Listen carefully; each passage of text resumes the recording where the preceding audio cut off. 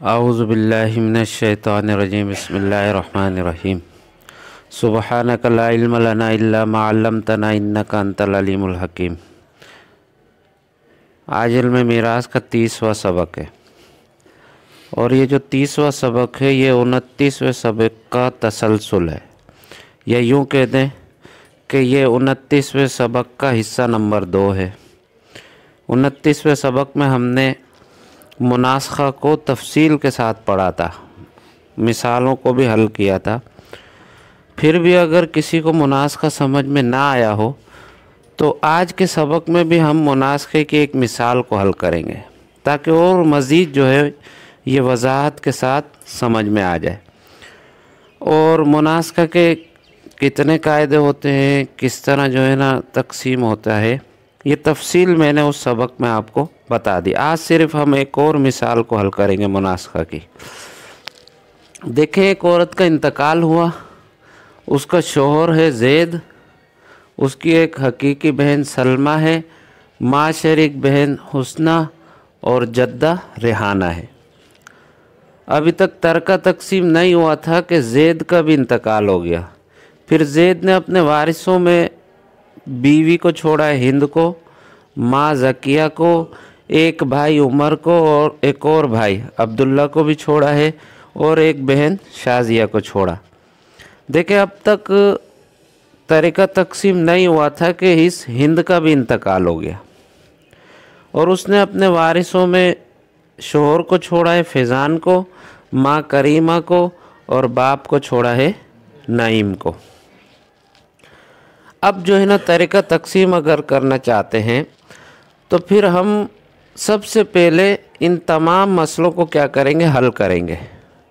तसी कर लेंगे, ओल है तो वो देखेंगे, रद्द है तो उसके हिसाब से मसले को हल कर लेंगे।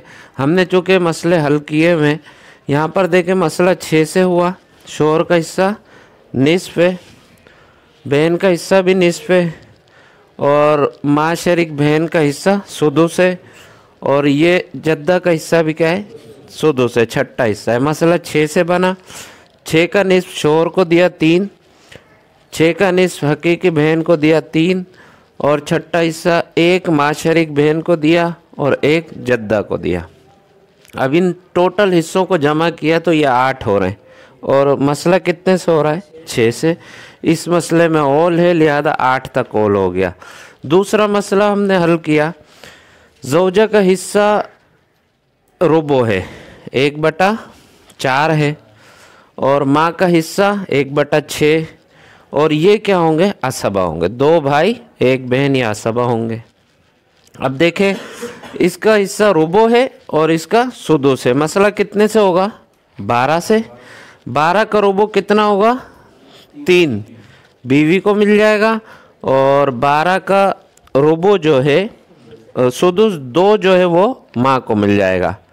2 और रुबो 3 कितने हो गए, 5। बाकी कितने बच गए, 7।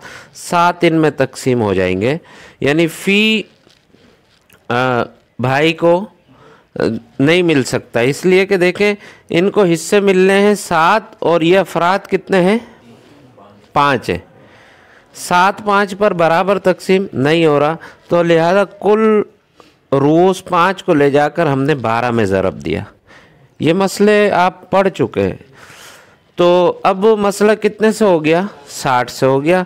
बीवी को कितने मिले थे, 3, 5 दिया 15 हो गया और माँ को कितने मिले थे, 2, 5 दूनी 10 और इनको कितने मिले थे, 7, 5 सते 35। 35 को हम 5 पर तकसीम करें तो फ़ी हिस्सा 7 आता है। 7 एक बहन को मिल जाएगा, 7 का डबल जो है वो कर दो तो वो एक भाई को मिल जाएगा। तो 14 एक उमर को मिल गया, 14 अब्दुल्ला को और 7 शाजिया को। ये तो आप पढ़ चुके हैं किस तरह मसले बनते हैं। तीसरा मसला हमने बनाया कि एक औरत का इंतकाल हुआ, उसका शोहर है, माँ है और बाप है। तो अब यहाँ पर देखें शोहर का हिस्सा कितना है, निस्फ़ और माँ का, माँ बकिया का सुलुस और बाप क्या होगा, असबा होगा। तो मसला कितने से होगा, 6 से 6 का निस्ब 3 हमने शोहर को दिया, बाकी कितने बच गए 3, उसका सुलुस हमने एक माँ को दे दिया, बाकी 2 बच गए, वो किसको मिल गए, बाप को मिल गए। देखिए हमने तीनों मसले हल कर लिए। अब क्या करना है हमें, अब ये करना है कि इंतकाल दूसरे नंबर पर किसका हुआ है, ज़ैद का, और ज़ैद को कितने मिले हैं 3, इसको आप ब्रैकेट में बंद कर दें और इसको माफिल यद की सूरत में लिख दें। माफिल यद कितना है 3। अब इस तसीह मसला में और 3 में निस्बत देखें, कौन सी निस्बत है, तदाखुल है।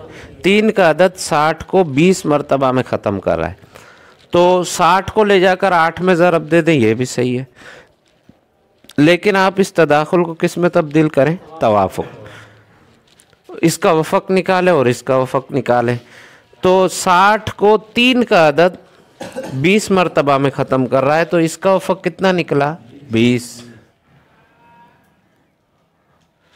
और इसको कितनी मरतबा में ख़त्म कर रहा है 1, ये वफ़क निकल गए। अब इस तसीह मसला के वफ़क को ले जाकर ओले मसला में क्या देंगे, ज़रब देंगे। ज़रब दे 20 को 8 में ज़रब दे 160, अब कितने से हो गई तसीह 160 से। अच्छा देखिए, इससे ऊपर वाले जो भी वारिस है उनको हिस्सा किससे देंगे, मज़रूब से देंगे, 20 से दे दे, 20 तिया 60, 20 एकम 20, 20 एकम 20, और इनको हिस्सा इस वफ़क से देंगे। बस जवाब यही आएगा, 15 आएगा, 10 आएगा, 14, 14, 7, हिस्से यही रहेंगे। समझ गए, ये 2 मसले हल हो गए। अब तीसरे मसले में आए। तीसरे नंबर पर हिंद का इंतकाल हुआ। हिंद कहाँ है, ये रही, इसको आप ब्रैकेट में बंद कर दें, और इसका माफिल यद कितना है 15। अब इस माफिल यद में और मसले में आप निस्बत देखें, कौन सी है, तवाफुक बिस्सुलुस से 3 का अदद 6 को 2 मरतबा में और 15 को 5 मरतबा में, तो माफिल यद का वफ़क 5 निकला और मसले का वफ़क 2 निकला। तो अब क्या करेंगे, हाँ, इस मसले के वफ़क 2 को अव्वल मसले की तस्हीह में क्या देंगे, ज़रब देंगे। 2 को ले जाकर 160 में ज़रब दो, हासिल ज़रब 320। अब तस्हीह कितने से हो गई, 320 से। अब इससे ऊपर वालों को जो ज़िंदा हैं उनको हिस्सा किससे देंगे, इस मज़रूब से देंगे। 2 को 60 में ज़रब दिया 120, 2 को 20 में ज़रब दिया 40, 2 को 20 में ज़रब दिया 40, इसी तरह 10, 2 को 10 में ज़रब दिया 20, 14 में ज़रब दिया 28, 28 और 14, ये हो गया। अब इनको हिस्सा किससे देंगे, माफिलियत के वफ़क से। 5 तिया 15, 5 एकम 5, 5 दूनी 10, ये मसला हल हो गया। और फिर आप इन हिस्सों को जमा करके देखें कि यही अदद आता है या नहीं। देखें, जमा करें, 10 और 5 15, 15 और 15 30, 30 और 14 44, 44 और 28, 44 और 28, 44 में 20 जमा करो, कितने हो जाएंगे 64, 64 और 8 72, 72 और 28 100, 100 और 20 120, 120 और 40 160, 160 और 40 200, 200 और 120 320। देखें हमारी तस्हीह भी कितने से हुई, 320 से हो गई। ये मुनासखा है, देखें, समझ गई है बिल्कुल आसानी से। अब हर एक के हिस्से निकल गए। अब क्या करेंगे, अब तरीका है, मिसाल के तौर पर तरीका आप तकसीम कर रहे हो तो आप ये अमल करें कि अल अहया लिखकर उन जिंदा वारिसों के नाम लिख दें, और ये जो 320 का अदद है इसको यहाँ लिख दें अल मबलग करके। देखें,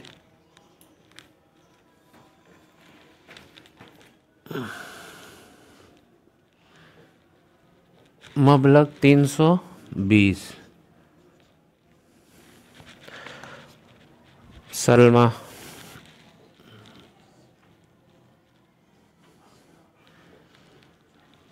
पहले ये देख लें आप कि एक वारिस कई मुख्तलिफ जगह से तो नहीं उठा रहा। आप देखें कहीं है, कोई नहीं है ना, सब अलग अलग हैं। कोई भी ऐसा वारिस नहीं है कि जो दो जगह पर आ रहा हो, तो लिहाजा दो हिस्से जमा करने की ज़रूरत नहीं है। सलमा को कितने मिले, 120, हुस्ना 40,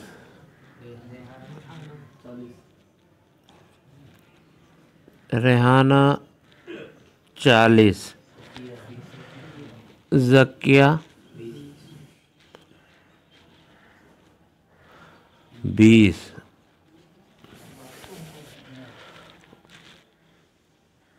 उमर 28, अब्दुल्ला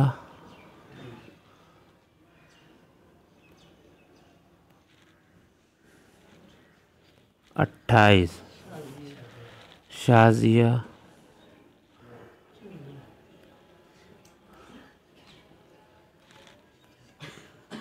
14 और फैज़ान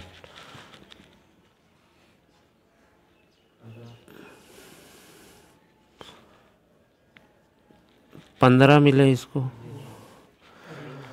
करीमा कितने मिले, 5, नहीं,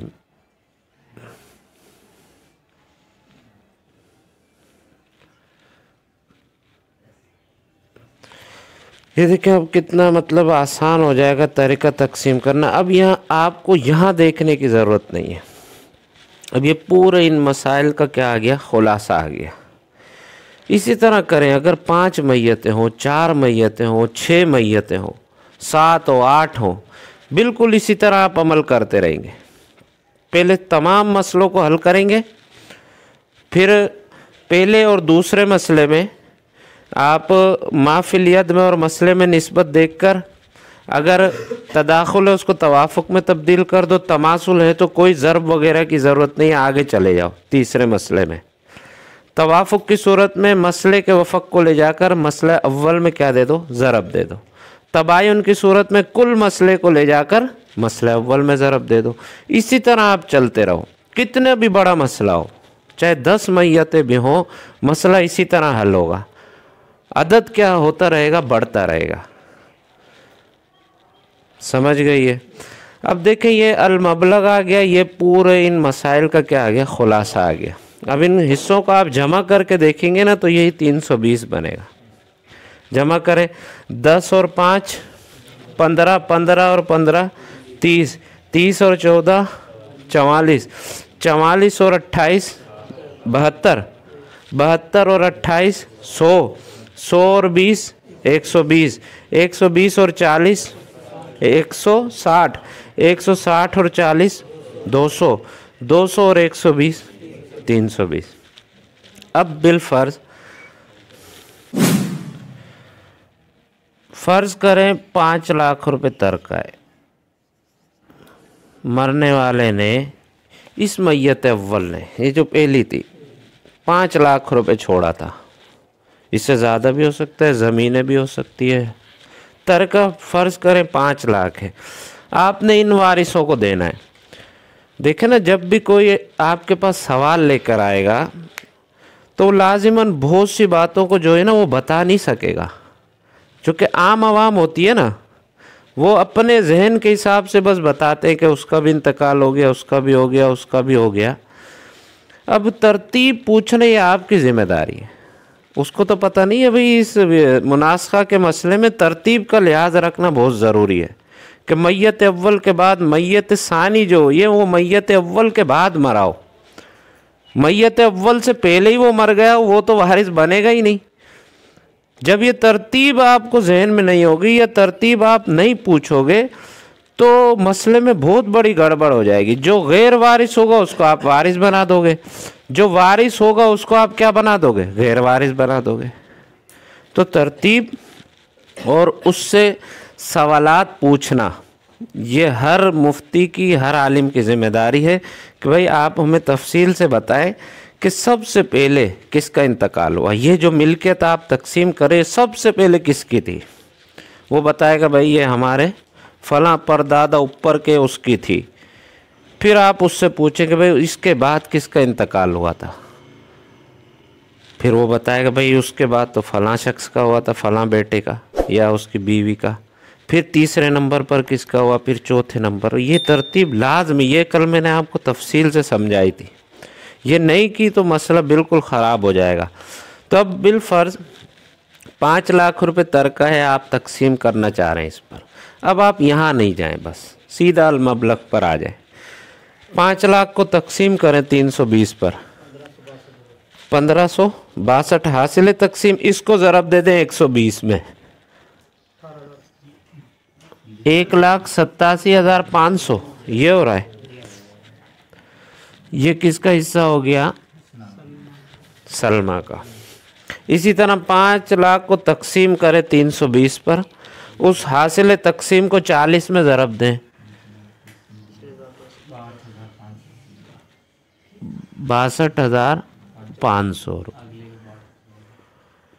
इसको भी, रेहाना को भी 62,500। इसी तरह 5 लाख तकसीम 320 हासिल तकसीम को 20 में ज़रब दे दें, 31,250, 31,250 रुपये। इसी तरह करें 5 लाख तकसीम 320 हासिल तकसीम को 28 में ज़रब दें,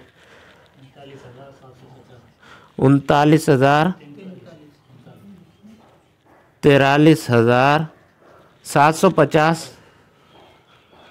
ये किसके हो गए, उमर के। और चूँकि इसको भी 28 मिले तो इसके भी कितने बनेंगे,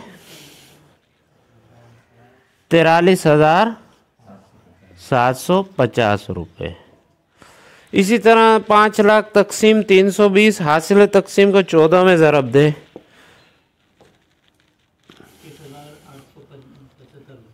21,875 रुपये। और उसी हासिल तकसीम को 15 में ज़रब दें,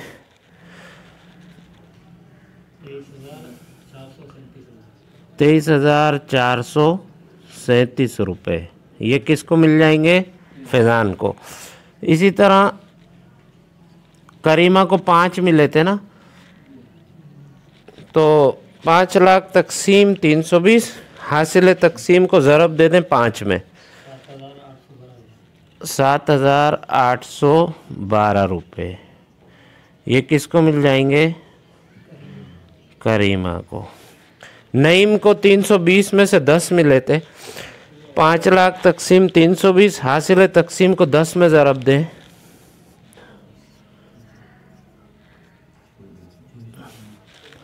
समझ गई ये मुनासखा। ये इस तरीके से आप इस बहस को हल करेंगे, ठीक है।